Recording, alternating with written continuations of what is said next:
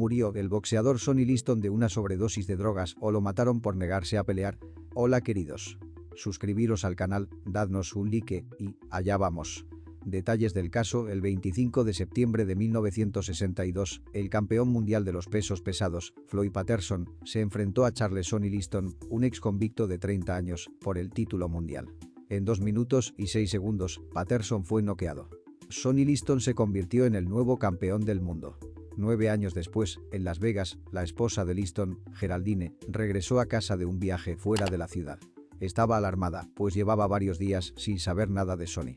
En su dormitorio, encontró a Sonny tendido en la cama, muerto, según la policía, de una sobredosis accidental de drogas.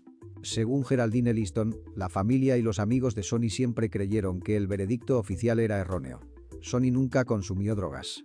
Si consumía, no sabía nada de la droga, y estoy segura de que reconozco a un adicto cuando lo veo. Y Sonny nunca consumió drogas. El ama de llaves de Liston, Mildred Stevenson, dijo que sospechaba de juego sucio. Estoy segura de que tenía enemigos en la vida del señor Liston. Y de alguna manera creo que uno de ellos lo mató. Y no creo que pudiera haberlo hecho una sola persona. Estoy seguro de que fueron varios. La historia de Sonny Liston empezó con un solitario viaje en autobús en 1944. Sonny era uno de los 25 hijos de un parcero de Arkansas. A los 12 años, tras vender una bolsa de pacanas para pagar el billete de autobús, se dirigió a San Luis, esperando un futuro brillante. Pero según el entrenador de Sonny, Johnny Tocco, su camino hasta allí le llevó a la cárcel. La mayoría de sus antecedentes en la cárcel estaban relacionados con el power tackle. Iba por las calles y estafaba a la gente para conseguir dinero con el que vivir. Alguien tenía que mantenerle. Así que hacía lo que tenía que hacer para ganarse la vida. Sonny recibió 2 condenas concurrentes de 5 años por el robo a mano armada de una gasolinera. En la cárcel, Sonny canalizó toda su energía hacia el boxeo.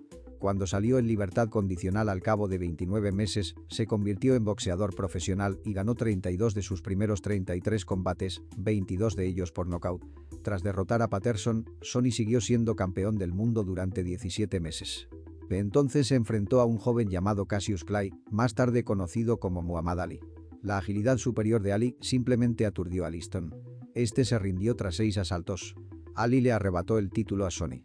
Tras la derrota, Sonny se quedó en Las Vegas y empezó a beber en exceso. Dave Pearl, amigo y manager no oficial de Sonny, describió el periodo que siguió de la siguiente manera. Sonny estaba realmente en el declive de su carrera y la gente le sacaba millones de dólares, ya sabes, falsos managers. Rara vez se reunía con alguien porque no confiaba mucho en nadie y yo no le culpaba por ello. Y era una pena que la mayoría de la gente no se diera cuenta de lo buen tipo que era en realidad. Sonny decidió reanudar los entrenamientos cuando Ali perdió su título tras negarse a ser reclutado por el ejército. Una vez de vuelta al ring, Sonny ganó 14 combates seguidos. Dave Pearl le contrató para luchar contra Chuck Wepner, un prometedor peso pesado de Nueva Jersey. Ambos luchadores pujaban por el título vacante de peso pesado de Ali. Se rumoreaba que algunos apostantes hacían grandes apuestas a que Liston perdería. Johnny Tocco cree que Liston se reunió con 2 de esos apostadores 2 días antes del combate. Creo que le pidieron a Sonny que rechazara el combate. Deben de habérselo pedido porque se hablaba mucho de ello. Me pareció que querían que ganara Chuck Wepner. Y la única forma de hacerlo era involucrar a Sonny. El 29 de junio de 1970, Sonny se reunió con Wepner en Jersey City, Nueva Jersey. Dave Pearl recordó la velada. Le dije: Sonny, está bien, trabaja con este tipo.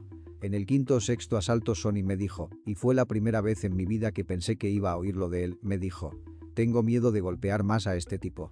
Le ha golpeado en la cara tantas veces. En el 9º asalto, Sonny había golpeado tanto a Wepner que hubo que detener el combate.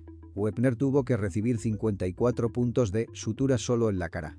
Sonny Liston ganó el combate, pero esa victoria pudo costarle la vida. Solo 6 meses después, Sonny estaba muerto. En su cocina, a la vista de todos, los investigadores encontraron 3 bolsitas de heroína. También se encontró una pequeña cantidad de marihuana en el bolsillo de Sonny y una jeringuilla junto a su cuerpo. El detective Spencer Lemon, ya jubilado, investigó la escena del crimen. En mi opinión, fue una muerte natural o una sobredosis de drogas autoinducida. Y la única razón por la que me decanté por las drogas fue por lo que se encontró en la cocina. La autopsia encontró marcas de agujas en el brazo derecho de Sonny. El informe oficial decía que Liston murió de un paro cardíaco tras inyectarse heroína. Pero según el forense Otto Ravenold, en su cuerpo solo se encontraron pequeñas trazas de subproductos de la heroína. Se encontraron rastros de morfina y codeína en su tejido renal. Pero los niveles de droga en sus propios tejidos no indicaban que se tratara de una muerte por sobredosis. ¿Y qué hay de las marcas de agujas? Justo un mes antes de su muerte, Liston había sido hospitalizado brevemente. David Pearl especuló con la posibilidad de que las marcas de aguja fueran dejadas por una vía intravenosa que recibió en ese momento. Odiaba apasionadamente las agujas. Algunas veces le moqueaba la nariz o algo así, se resfriaba un poco y yo le decía: «Vamos hijo, te llevaré al médico». No quería ir al médico. Mildred Stevenson, el ama de llaves de Sony, apoyó la afirmación de Pearl. Mr. Liston no se ponía las vacunas habituales contra el resfriado o la gripe porque odiaba la aguja hasta ese punto. Era un hombre robusto y sano que no sufría de depresión ni tenía tendencias suicidas. Creo que el señor Liston fue asesinado. Y el viejo amigo de Sony, Len Banker, opinaba que Sony se había metido con la empresa equivocada. Sí, creo que Sony Liston fue asesinado. Creo que alguien le prometió algún tipo de trato. Sony no tenía ingresos en ese momento. Se estaba metiendo con la compañía equivocada. Así que le dije a Sony: «Aléjate de esta gente». Si Sony Liston fue asesinado, ¿por qué no hubo signos de violencia? Algunos especulan que le envenenaron la bebida con drogas, le llevaron a casa y luego le pusieron una inyección letal.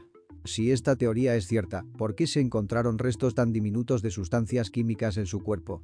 Aunque se hubiera suicidado, ¿por qué se inyectó una dosis tan pequeña de heroína? A día de hoy, la muerte de Sony Liston sigue rodeada de misterio. Su esposa Geraldine espera que su marido sea recordado por la clase de hombre que era, no por la forma en que murió. A menudo me pregunto qué ocurrió realmente, pero no lo sé. Salió de la nada para conseguir lo que consiguió y me gustaría que el mundo supiera que fue un buen marido, un buen hombre. Así es como me gustaría que el mundo le recordara.